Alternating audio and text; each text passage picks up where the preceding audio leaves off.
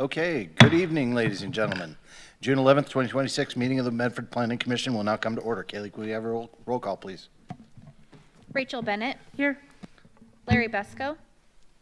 David Culbertson. Here. Mark McKechnie. Here.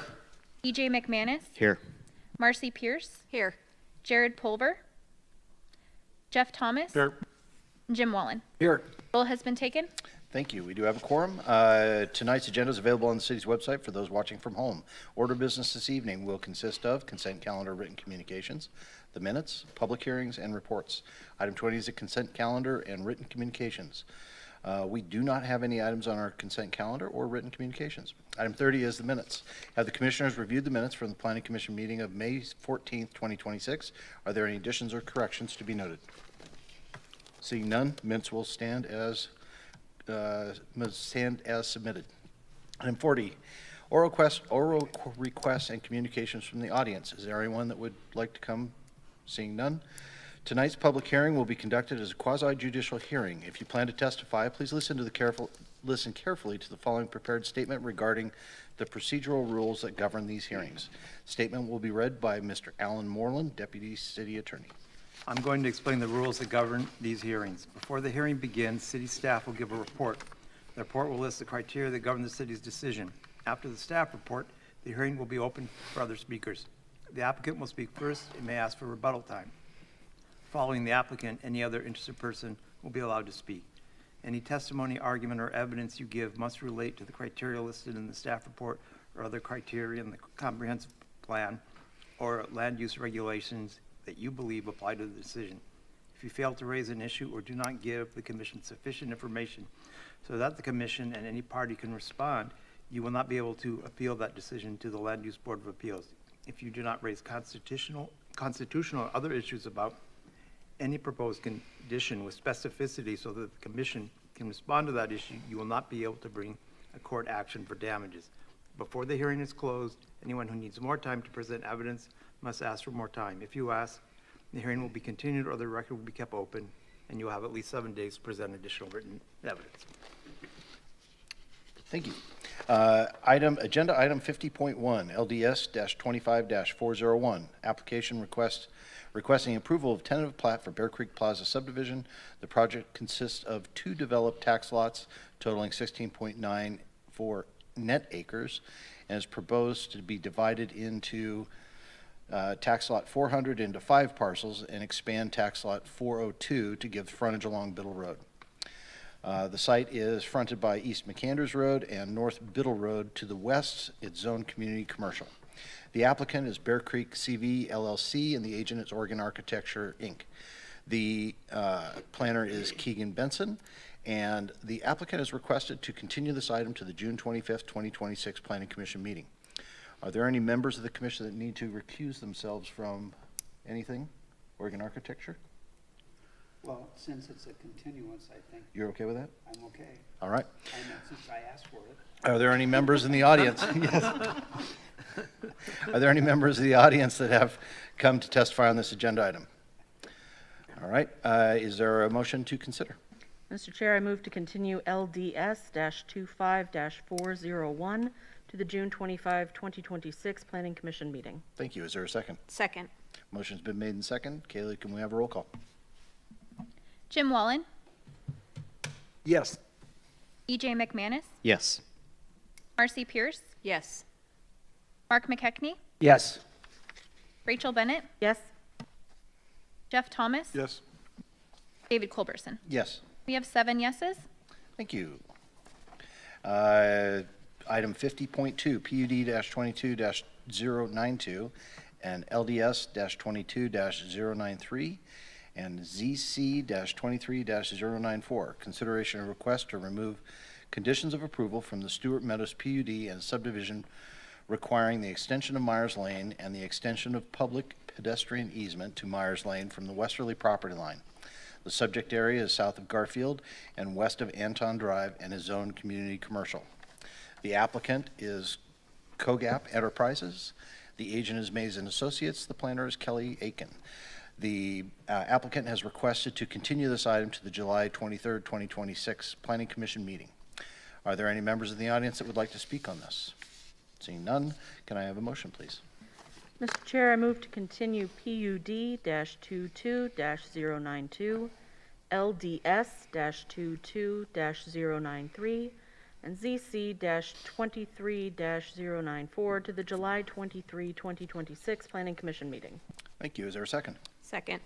All right, motion has been made and seconded. Kaylee, can we have a roll call? Mark McKechnie, Yes. Jeff Thomas, Yes. Rachel Bennett, Yes? Jim Wallen, Yes. Marcy Pierce, Yes. EJ McManus, Yes. David Culberson. Yes. We have 7 yeses. Thank you. Moving on, that concludes tonight's public meeting. Moving on to presentation of reports. Transportation Committee, I'm assuming since Jared's not here, Kelly will fill in if there was anything. And 60.2, Site Plan Architecture. Mr. Thomas. We've had 2 meetings since our last meeting. The first meeting was, the highlight from that one really was Medford Heights. We had, I think I was correct, we had a 4-hour meeting on that. So we had a lot of people show up and speak about their concerns, and just trying to make them understand that the SPAC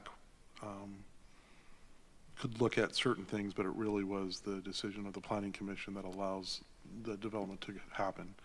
And then I guess we did something procedurally wrong where a lot of the people in the audience spoke about there is an additional piece that can be developed later. So they wanted to extend the sidewalk through that piece, so there'd be a walkway. I believe that the applicant still had ability to rebut what the public was saying, but when we went to discussion, we made it part of our motion for it to be extended. The applicant did not get to speak on that extension, so we have reopened it, and we're doing a special meeting for that, I believe, on the 26th. And then we had another meeting where we had to kind of reopen that for the public to come back on the 26th. So that's kind of what we've been doing at SPAC. Got it. All right. Ms. Aiken. All right, thank you, Mr. Chair. Good evening, Commissioners. I am still Kelly Aiken with your Planning Department. I have just a few things for you. Study sessions, June 22nd, we don't have any business for you, so we'll cancel that one. We do have your regular meetings, so the next 3, so June 25th, July 9, and July 23rd. We have business for your next 3 meetings. Excuse me, at City Council last week, you may have seen they swore in our new police chief, Trevor Arnold. That was quite an event, standing room only, safest place in Medford for about 45 minutes. It was pretty awesome. It was really neat. And y'all remember the Mountaintop PUD revision and kind of the craziness that happened around that. You know, we exceeded the 120 days and there was a whole bunch of things that happened. Last week I shared, City Manager Weil did an after action report. I shared that with y'all. And I wanted to bring it up here because there's some things, some procedural changes that we've made that you'll see here. One of the things is that we'll always have the 120th day in as part of your staff report, in the written report, and we'll also mention it in our regular presentation, just so everybody's kind of aware where we are on the clock. So that's the most significant change that you'll see. We did refund the appellant's appeal fee. We did do that immediately. And then the other thing that happened at the City Council meeting last week, they actually initiated a code change. The way the code is structured right now for appeals, it says that an appeal of a land use action has to occur at the next regular City Council meeting, not less than 14 days from the date the appeal is filed. It doesn't give any opportunity for a special meeting. So the code amendment that was initiated is to allow special meetings to be held for appeals. So you'll see that coming straight away. It's on your agenda. In fact, it'll be on your July 23rd meeting. We'll have a little study session on it. Other than that, there was a study session last night at City Council. They talked about the downtown code changes, the same thing we did on Monday. So the Council and Planning Commission are aligned. I'm sure we'll talk about those at your joint session in September. I think that'll be a topic for you. And then they also talked a little bit about the one-time UGB expansion legislation that's gone through. So other than that, I think that that's all that I have for you, unless you have questions for me. Fantastic. Yes, Commissioner Pierce. Kelly, where, with item 50.2, where are we with the 120 days? And that's a good question. 50.2 is such a weird animal. There's been, as I understand it, agreement between the city and COGAP, because they're in mediation right now, that this will continue. I'm not super concerned about the 120, Okay. because it's the cities that's asking. It's a Yeah. weird, it's a very peculiar beast. Any other questions, Kelly? Yeah, Commissioner McManus. I wasn't able to watch the study session. Was there any somewhat highlights from the city council? I was not there, and I Okay. haven't watched it either, so I honestly don't know. All right. Anything else? Thank you, Kelly. All right, thanks. All right, message and papers from the chair, I have none. City attorney remarks? None? All right, propositions, remarks from the commission? See none, we're adjourned.